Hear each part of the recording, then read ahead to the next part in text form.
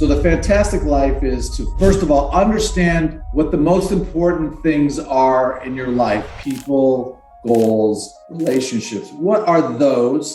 And get super clear on what you want out of life. That clarity is always changing. And so you have to continually always be thinking about that. And then I think the fantastic life is not a singular life. And we've seen some tragic falls from that, like a Tiger Woods. He was so focused on Tiger being the best player ever. And we see this all the time in athletics. We see this all the time in these super driven guys like a Steve Jobs who changed the world, but didn't have time for his first child from his first marriage. And for me, it was like, okay, what's important? I want to be a great husband. I want to be a great dad. I want to build a successful business. I want to do all of these things. And the takeaway is you can do all these things.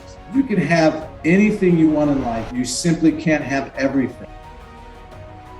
Today, I am so excited to have my good friend, although he might not always want to admit it, but my good friend, Craig Coppola, who is coming here to us from Arizona. So thank you so much, Craig, for being here. Dr. Patty Ann, this is my pleasure, for sure. Thank you. So let me share with you a little bit about Craig's bio, which I have to put my reading glasses on because there's so much information here. I don't want you to miss one important nugget. So Craig is the top producing office broker. And if you look behind him and you see the wall, you will see all of his accolades, including having been drafted for a professional baseball team as a lefty pitcher. First baseman. So he's got the stretch going on. There you go. All right. So anyway, I had to say that for Craig because I think that's such an awesome accomplishment. But he's the top producing office broker in the 60 plus office, Lee and Associates, 40 plus years history. He started working at 12, so he's not that old. He is one of the founding principals of Lee and Associates, Arizona.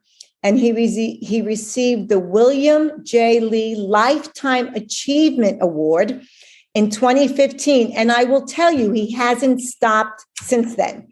He has earned the top 3 designations in real estate industry. And the letters won't mean anybody to the listeners, but it's sort of kind of a big deal. And less than 33 people worldwide hold all 3 designations. So listen up because Craig has a lot of wisdom to share with us. And he has been named the NAIOP Office Broker of the Year, not once, not twice, not 3, not 4, not 5, but 6 times. And in 2020, he was awarded the NAIOP Award of Excellence.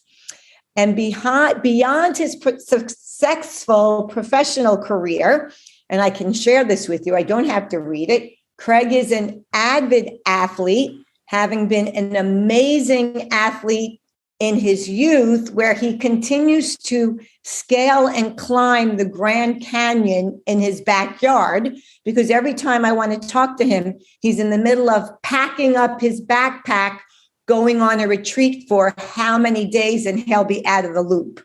So he is definitely one with nature. He was drafted and played in the Minnesota Twins baseball organization, and he represented the USA and won a world championship in Taekwondo, which I did not know about you, Craig, until you sent me this. How about that? There is nothing this man can't do. Anyway, I really want you to hear his wisdom from the horse's mouth. And I will tell you, Craig is married to a wonderful woman named Tracy, who, Lord knows, she must be a saint. And we just had our 32nd anniversary last week. Congratulations. Yeah, That's good. A big deal. And Craig has 4 incredibly accomplished, kind adult children. And he just had his first, I'll let you tell him. Yeah, first grandbaby. He had little Beckett Colbert, was born a month ago. So that's kind of fun. So excited. So, yes. Craig, thank you so much for agreeing to be on this podcast with me. So Tell me about how your journey started. I was always a baseball player. So my dad is a baseball coach, coached me in high school. He was a high school coach. I worked my way through college playing baseball, got drafted, and, I thought I was going to be a baseball player. When you're that age, 21 years old, that's what you think. And then the Minnesota Twins had other ideas. They released me. And so the journey began, the real journey began. Obviously, the pre-journey was this baseball journey, but the second was, and I was telling somebody the story the other day, that I really came to understand that I was going to be an entrepreneur when I played baseball. I told the story that when I played for the Minnesota Twins, they were owned by a family, and one of the daughters had married a guy named George Brophy. And George Brophy was this very large, rotund man who had never played baseball in his life. But because he married into the family, he got director of minor league operations. And they had this saying when you played in the Twins minor league, that when George Brophy came to town, he never left alone, meaning he would release players when he showed up. And when they released me, I had this incredible feeling saying, I don't want anybody else to run my life. And that's when I became an entrepreneur. I said, it took me about 2 years to get to the spot where I was commissioned only, but I haven't had a paycheck since 1984. And so that was a big turning point. And that's how the journey began, to say, hey, I want to have my own business. It took me another 7 years to start our own business, but that George Brophy and the being released by the Minnesota Twins and have other people make the decisions in my life was a big turning point for me. Wow, that's really interesting. So he comes into town and he never leaves alone. What a legacy. So share with us, you mentioned 7 years. What happened? What transpired during those 7 years, Craig? So I took a job. I had no experience other than playing professional baseball for a short period of time. I did have my degree.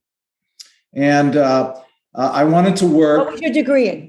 I have a finance degree. Oh, you do? Yeah, I have a finance degree, and I have an associate's degree. And then I went back in the late 80s and got my master's. So I have an MBA as well. But during that 1984 period of time, I knew I wanted, back in the early 80s, there wasn't opportunities like there are for the young people today, where they can go to tech companies, risk a lot of their opportunity on these startups. Back in those days, if you wanted to risk your career and be on your own, it was very hard to start your own business if you had no capital, which I had no capital. So there were three options. One was to be a stockbroker, an insurance salesman, or a commercial real estate broker. And those were the three big ones where you had the opportunity to kind of make to reap what you sowed. And so I interviewed because I had a finance degree with all the major stockbrokers, Merrill Lynch, and at the time, A.G. Edwards, and there was one other one. And they all three turned me down. So then I turned to real estate, and I couldn't get into as a broker. So I interviewed with a company called Grubb & Ellis, which is no longer around, but it would be the equivalent at the time. There was Grubb & Ellis, Coldwell Banker, which is now CBRE, and Cushman & Wakefield. Those were the three big ones. None of the other two would even interview me. Grubb & Ellis said, go get some experience. I got some experience. I came back, interviewed a second time a year later. They said, you still don't have enough experience. Took a second job, got another year's experience. And the third time I interviewed with them, 2 years later, they accepted me. And then my career started right there. In 1984, I started with Grubb & Ellis. And I was with them for 7 years until we started Lee & Associates, Arizona. Wow. So it sounds to me like your persistence as an athlete and your grit and determination is what fueled you in your entrepreneurial endeavors, or at least the start of it. No, the number one word that I would use for my entire career is not intellect, not, good looks, not anything. It was grit. It was the ability to have long-term goals and to step towards those goals on a daily basis. So, I do get asked the question, what's the number one thing for your success? And my answer is, obviously I've been put myself in a very good growth market, but the other answer is just grit and determination for sure. And how do you use that, your grit, in your relationships with people and growing your business, because the theme of this podcast is the Trust Doctor. It's all about relationships and relationship skills that help create success. Because as you know, Craig, I believe strongly all success is predicated upon the ability to create, nurture, and sustain healthy relationships. And anyone that knows you knows you are a master at doing all of that. So what do you attribute to that? Is it just grit, or is it other traits? No, I think when people think about grit, they think about, well, I'm going to push through this pain. Well, I'm going to do the extra or whatever it is. Like, and then again, when I looked at grit, I looked at it from a holistic standpoint, and it ties into your relationship standpoint. So I and you know this because we're close, that I literally track every single day my wife and 4 children. Did I connect with them today? And I track that every day of the year to make sure that I'm connecting with my family. And I remember distinctly early in my career and I don't know what it was, maybe it was natural, what it was not. Every cold call, every time I met somebody, every relationship when I was 23, 24 years old, I simply said to the person, I am going to know you for a very long time. How can I help you? And so the relationship started, and you have to add value first. And I now I do that, as you and I know in our relationship. I'm completely, how can I help you first? And I've done that for my entire career, and it's paid off in spades too. So and one of the reasons I wanted to come on today is because I'm an absolute huge believer in what you believe. And that's why we have such a good relationship, because it is about relationships. And it's funny because not everybody, there's an institutional knowledge, I call it institutional knowledge, that we know that these things work, and they work over a long period of time. And everybody knows that. They've heard this, they've read it, but how do they incorporate into their daily lives? That's the tough part. Mm-hmm. So how do you do that? Let the listeners learn from you, because you are a master. And I do want people to know that what Craig said is 1,000% true. He is always asking, and not just me, because I've been at live events with him and I've seen him say to people that he might have met 5 minutes ago, although don't underestimate Craig. He's a pretty good reader of people. Yeah, he's smiling. He's a good reader of people, but he will say to them, how can I help you? What do you need? And I know he's done that for people that I've introduced him to. So how does that play out? What can people learn? What's the skills? So I wrote a book called The Fantastic Life. And one of the rules of The Fantastic Life is this 2% rule. So I was talking about it yesterday with somebody. So I'll just give you an example. So when if you want institutional relationships with people, what do? So I'll just give you something that we started, 2% rule. I created these little note cards, and I'll just hold it up, a little note card on the back. Mm-hmm. And I just started 2%. I'm going to write 1 personal handwritten note a week this year. And so now, I'm 30 something weeks into 30 personal handwritten notes to people who aren't expecting them. And it's been interesting. Of the 30 notes that I've written, 20 people have called me immediately or written back to me and said, thank you. There's the most, it's this get over. I've done 4,000 lease transactions in my career, 4,000 leases, which is like insane number. And I could count on one hand of the 4,000, how much on any of them I cared about the money I made. So I started this from like, look, I'm not in this to make money. Now, obviously I do make a lot of money and I've done really well. I just figured if I took care of a bunch of people. And so I call it bunt defense because I tie back to the baseball analogy. When I was trying to teach our kids bunt defense, you may in a like a little league season or a junior season, you may work on your bunt defense, or you may actually execute bunt defense 5 times in a season. In an MLB now, they may do it 10 times out of 160 games. And yet every single practice we worked on bunt defense. And the kids were like, why do we already know what to do? And it's like, it's not what you know what to do. It's what can you do when the situation hits. And so I always call it bunt defense. It's like relationships are like on defense. Yeah, of course you know what to do. But when the shit's hitting the fan, are you doing it? When the deal's going sideways, when your client's being a pain in the butt, when they're not calling you back, when they're asking you for the 50th favor, are you doing what you actually do? And you don't rise to your expectations. You actually execute to your abilities that you've practiced for. And so I've literally on this 2% rule practiced the relationship piece.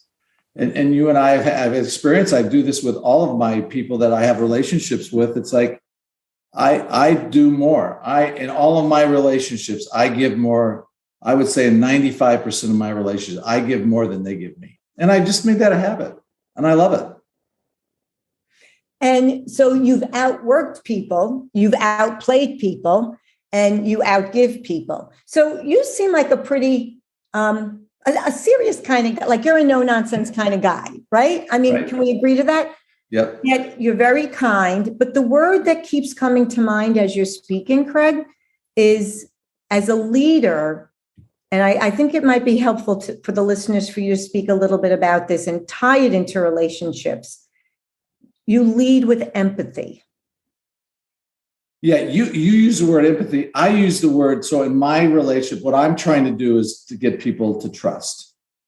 So trust doctor, perfect. Yes, right.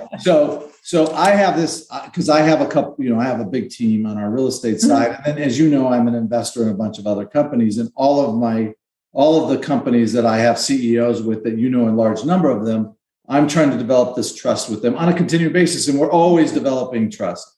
And the key thing that I tell my people, look, there is a huge difference between somebody liking you and somebody trusting you. And I said, I would rather them trust me than like me. And I have a partner, his name's Craig Coppola. Craig, hang on a second. Explain that difference. Yeah. So Greg Kafka, this came out of Greg. Greg is the funniest guy. He's the humor on our team. Everybody loves him. They just really like him, but he's not a business generator like me. And I'm like, the difference between you and me, Greg, is, to your point, I'm not the funniest guy in the room, but when people meet me, they go, I trust that guy. And what is that difference? It's the demeanor. It's not necessarily the demeanor. It's the fact that I give first. It's I give often, that I'm value add first. And you're trying to get people to like you. And there's a difference there. And so I've been working with Greg. He's been with me about 11 years now. And we were looking, don't be the guy they just like, be the guy they hire and trust. And how do we do that? We do that by adding value to them, not just getting them to like you. So, and I established that from the first, and it's the same with our relationship. We established that from the very first time that we talked. It's like, I'm not here to win the popularity contest. I'm here to win the relationship contest. So how did you learn that? Who influenced you?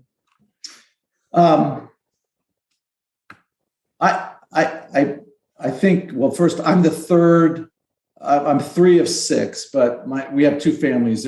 I have a brother who's 1 year old. I just turned 60. So I have a 61-year-old brother and a 62-year-old brother. So we were all together. So I was the third boy in the family. And I was triplets.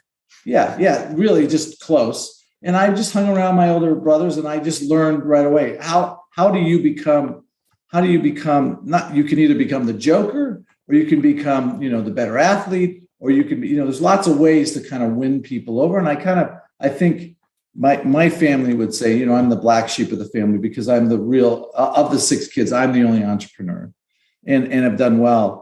And so they said, just always had this kind of nice way about you. And I think it was because I had older brothers that if I got out of line, they would have called me. Now, my family will tell you it's way different. They're like, you're always sticking your foot in your mouth. And so we say in our teams, we speak the unspoken truth. So we are not shy about calling people out. We don't dance around issues.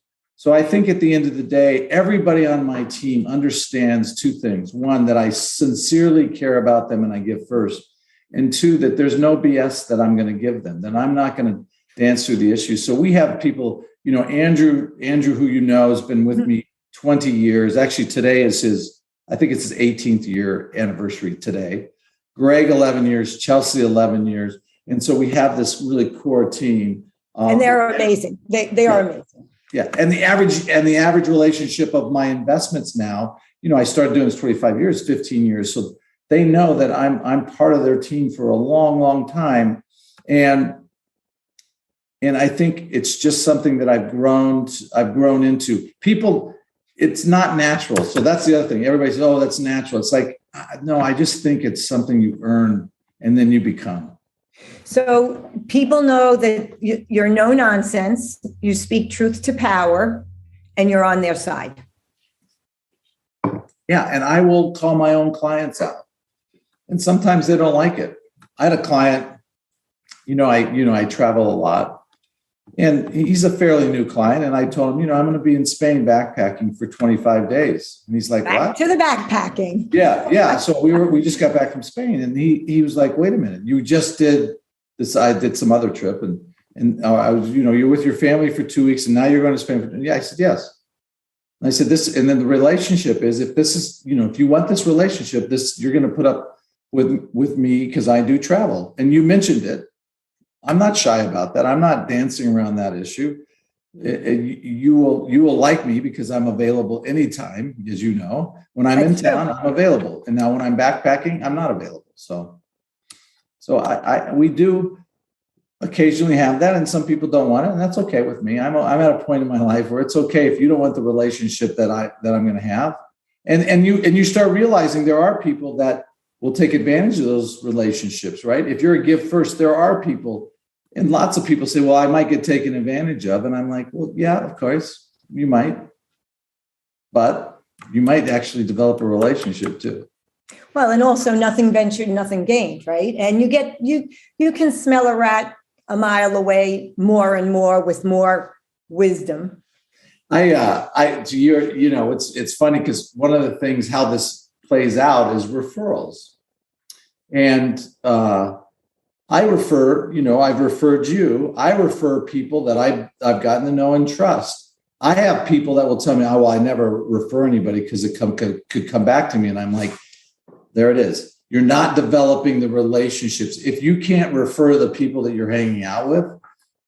So I call myself a collector of unique abilities, right? So Dan Sullivan, which is one of my mentors, and I've been in the coach program, strategic coach program for a long time, he has this concept of unique abilities. I'm like, I'm a unique ability collector. And one of the reasons that you and I have connected is because you have a unique ability. I can't find your skill set anywhere else. And so when you find somebody with a skill set like yours, and then you go, okay, I need to get close to this person. Mm-hmm. And that's exactly what I am. And so now when you see my life is full of people who have unique abilities outside of mine. And it's an amazing life to see, to have those skill sets. Like we're doing some work to our house. And, right now, I'll give you a perfect example. The biggest word on the street right now is if you're trying to build a house or remodel a house, you can't get it done. Right. We were talking to somebody last week, and they bought a lot in McCall, Idaho, and they said the earliest they can get a contractor is 2024 to even start the construction. It's crazy. And lumber and all this delays. Well, 24 months ago, we became, or longer now, but we decided to stay in our house and just remodel it. And we have this relationship with somebody that's one of the top developers of custom homes in the Valley of the Sun in Phoenix, Scottsdale. And we called them, and, we hired them, and they were more expensive. And everybody else I know was saving money, and they never got their job done. Our job was done on time. It was right. We love being here. It was because of the relationship that we had. Right. And now, we're asking them, and they're doing more work now. So, and it's great. Well, so that's so interesting. So your unique ability is creating relationships that's helped you build a network that is a game changer. It's been a game changer for you. Now, you mentioned earlier about building trust. What can you share with the listeners where the trust has been breached? How have you been able to restore and repair that, or do you even bother? Yes. The answer is trust, either on my own end, if it's me breaching the trust, which it happens, nobody's perfect. We have the first four non-negotiables on our team are, this is Coppola Cheney is show up on time, do what you say you're going to do, finish what you start, and say please and thank you. Those are the first four. And, it's really hard. We're doing 125 leases a year on our real estate company. So we're closing a deal every 2 days. And we're running with 150 transactions anytime. Stuff falls through the cracks, and we have to own that up. And so we just had a client. He had to sign some paperwork last week. He went to the Nebraska football game, and he, the buyers yelling at us, and we're having to own it. So, and it's not us, it's our client who dropped the ball, but we're having to own it because we represent him. And I get on the phone. I mean, I'm not shy about it. So the first thing that I do is own your breach, right? Own the issue. And when you own the issue is, and I've been teaching Charlie's working with me now. And so I'm teaching Charlie. Charlie's Craig's son, who is an amazing young man. So Charlie's over here working with me now. And I've been teaching him, make the call right now. So I will stop right there. Immediately, there is no thinking. If there's a breach, I make the call immediately. All right. And then we start repairing immediately if we can. And how do we repair? We go back to the core values, which are we're going to over deliver. Now, if the breach is on the other side, then you typically give them an opportunity to come back and do it. And after the second time, then I'm pretty much I'm eliminating people that are trust breakers in my life. I don't have those. I'm at a point where I'm okay eliminating those. Now, you'll give them one mulligan, and then after that, they're done. Yeah, and now the question is, and I know people on your podcast say, "Well, I have family members who do that," and there are, and I would tell you that in my own family, I have we have some of those, and that's because we're a big family, and those family members, I'm simply not, I do the minimal, but I'm okay. I just really want to feel good. I've lost some really key people in my life over the last couple of years, including both of my parents and Bill Lee. As you know, Bill Lee was one of my second father. And in my mind now, it's just like, did I have the relationship I wanted with them when they passed? And so everybody in my life, if I were to pass today, or if you were to pass today, did I have the relationship with DPA that I wanted? And the answer is yes. And if the answer is yes, I would agree with that. Yeah, right. And when the answer is yes, then I go away from all relationships. Like, do I have the relationship with my wife, my 4 kids, if something were to happen today, and all of my teammates? The answer is yes. And I did have a couple of people that were kind of out there, and I breached that breached my trust. And I've reached out to them, and I've cleaned it up. It's been interesting. One guy I lent money to, I did a favor, and he ended up paying me back, but it took him a lot longer, and it was a fairly substantial amount of money.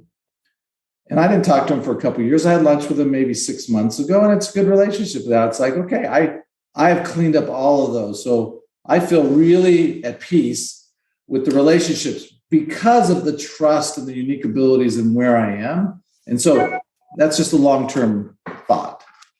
That is great. And, the example you gave for Charlie, pick up the phone and call. If you're respected, if people trust you, they can hear things that they might not want to hear. So it's not a popularity contest, right? But it is great. Usually you hear your faults and your flaws from your enemies. How many friends will share with you things that are difficult to hear, but essential to your growth? And you can only do that if they trust you. You mentioned earlier, this is a really critical point. I've actually had somebody today who never wants to do postmortems. The guy I was with a client and said, no, he will never do that. We are exactly opposite. We're like the SEAL teams. Every operation we're doing postmortem. So we started this in our team. As you mentioned, I won this really huge award. It's really a lifetime achievement award. Only 20 people have won it in Phoenix, which is the NAAP Lifetime Achievement. I know they call it Award of Excellence. I won it. Amazing. And they had, it's a cool award. They had a dinner for it. 900 people come to the dinner, right? And I'm doing my little talk. And we have this postmortem. I thought the 900 were there for me, but as it turned out, it was the 900 because we had been in COVID for a year and they all just wanted to come out. So, Wait, it's not all about you? Dang it. So I do my little speech, and within 3 minutes after my speech, I can feel my phone buzz in my pocket, and it's a text. So like 15 minutes later, I'm off the stage. I'm over there. I look at my text, and it was from Andrew, and it was postmortem on my speech. Here's what went great. Here's what's doing. Here's the 2 things that I would have changed. And I'm like, there it is, right? There is. To me, that's what I remember about the night, is that we've trained each other so much on this night that it wasn't just, hey, Craig, good job, you've earned this. It was, Craig, here's your speech. People really love this. Here's 2 things I would have changed. And it's like, that's pretty cool. So you're always aspiring for better, for more, for what? Always aspiring for what? Kaizen, continuous improvement. It's Japanese term for continuous improvement. Okay, see, I'm comfortable letting you know that I don't speak Japanese, so I had to ask. No, Kaizen is a word. Taekwondo days? Taekwondo is a Korean. Korean, right? Okay. Yeah, Kaizen is a Japanese word, but we have this thing. We will get better. I'm a learner, and I want to get better. And so, and it's funny because we've just normalized it, and we will tell each other, this didn't work. What do we get out of this? And I do that with my kids, and they just look at me like, people aren't used to that. And I'm like, right. I want that feedback. I want it from you. After today, I want you to go, hey, Craig, you said too many ahs or whatever it is. I want the feedback. Mm-hmm. I did a podcast yesterday, and they turned off the recording, and I asked, give me some feedback. He goes, you told these 2 stories that were fantastic. And then he said, and then I would have done this a little bit differently. And I'm like, that's exactly what I want. Mm-hmm. And when you look at that, I look back and I have 1,000 seminars where I've gone to over my career, and I've taken notes on all 1,000. Oh, you're a note taker. I can attest to that. Yep. And so to me, it's learning, getting better, growing. There's no finish line, right? There is no finish line. And that was one of my points that I made in that speech. Is the previous winners all won it. And I appreciate you saying that earlier. When Craig won the Bill Lee Award, right? I won that award. I kept going. And it's like, yeah, I'm going to take the award tonight. And what am I going to do tomorrow? I'm going to get up and go to work again. Right. Well, that's you. I know you. So it's never, good enough is never good enough. Yeah. Gosh, there's so much value that you can add for people. I mean, I just sit here and you take notes when we have our calls. I'm just soaking this in, right? I just have a different style than you. What would you say is the most important takeaway you would like to share with the listeners to help them live the life that's made you fulfilled? So if you look at what I call the fantastic life, so if you look at that, what is the fantastic life to me? So the fantastic life is to first of all, understand what the most important things are in your life: people, goals, relationships. What are those? And get super clear on what you want out of life, right? Super clear. And that clarity is always changing. What you wanted when you were raising your kids, and when you had the twin, it changes. Mm-hmm. And so you have to continually always be thinking about that. So the clarity of purpose and what you want and the relationships that you want is the first thing you have to have. And then I think the fantastic life is not a singular life. And we've seen some tragic falls from that, like a Tiger Woods, where, he was so focused on Tiger being the best player ever and we see this all the time in athletics. We see this all the time in these super driven guys like a Steve Jobs who, changed the world, but didn't have time for his first child from his first marriage, and for me, it was like, okay, what's important? I want to be a great husband. We just celebrated 32 years. I want to be a great dad. And I think if my kids were here, they'd say, I've been a great dad. I would want agree. to, Absolutely. I want to be really super. I want to be, I call a full-time athlete. I want to continue to be a full-time athlete. I want to build a successful business. I want to do all of these things. I want to travel the world. All of these things are in there. And the fantastic life is the ability, the takeaway is you can do all these things. And I say this all the time. You can have anything you want in life. You simply can't have everything. Everything. And so the idea is to narrow this down, narrow your life down into what the fantastic life is for you. And you can get 3 or 4. I've been able to, over a long period of time, get 5 things, but you're not going to get 10 things. They go, like the millennials today are like, well, I want to get up and I want to have my chai, and then I want to meditate for half an hour. Then I want to take the dog for a walk, and then I'm going to make $1 million. And then I'm going to, sit there and I'm going to binge watch at night, and then I'm going to read. And it's like, well, okay, you're not going to get much accomplished. Right. Well, I think so. So what you're saying is you have to be focused and you have to be intentional. Absolutely. Focused, absolutely intentional. And rule number 2 of mine is get clarity in what you want, right? You have to have clarity. When you say intentional, it means clarity. And if you don't know what you want, who else will know? And how do you know what resources to pull? That's right. Oh my gosh. This is great. All right. So I'd like to close on some fun questions. You game? Okay. All right.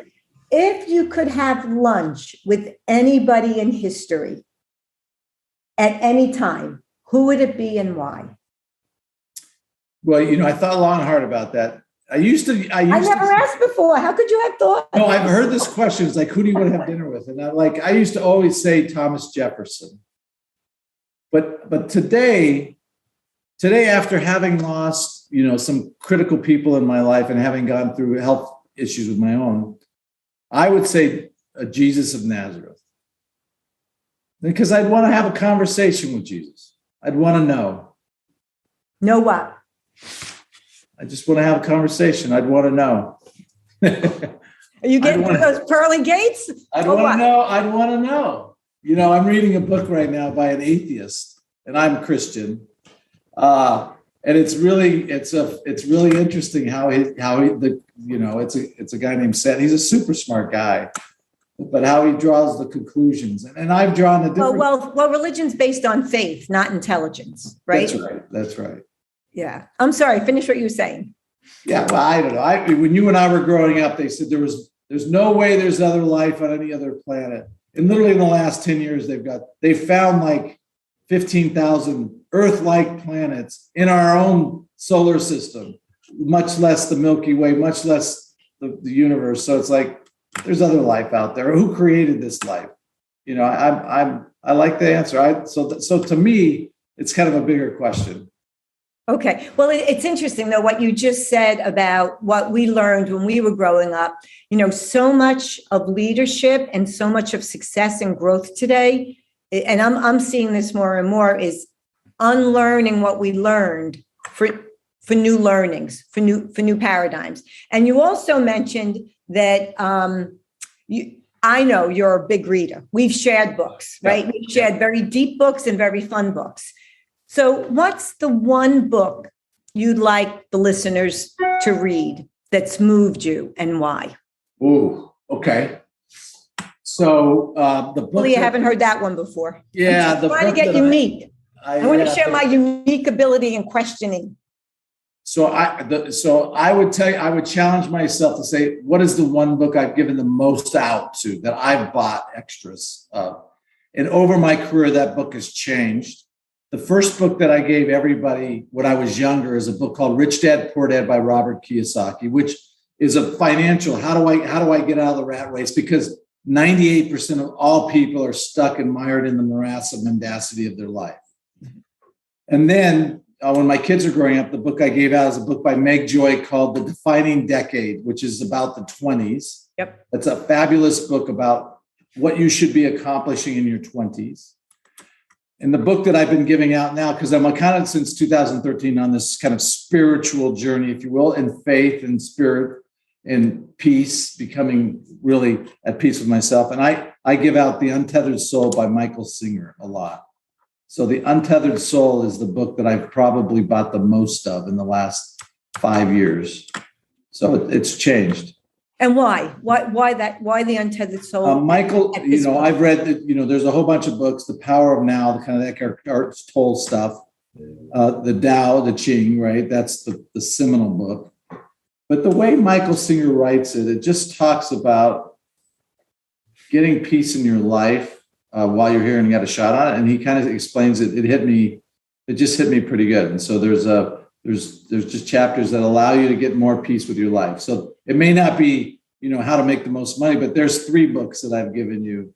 And then obviously the book I had out the most is, one of my 5 books, but The Fantastic Life is the one that I give out. And I'm rewriting it right now. So we're adding it was kind of a manual, and now we're making it more of a big book. So we're rewriting.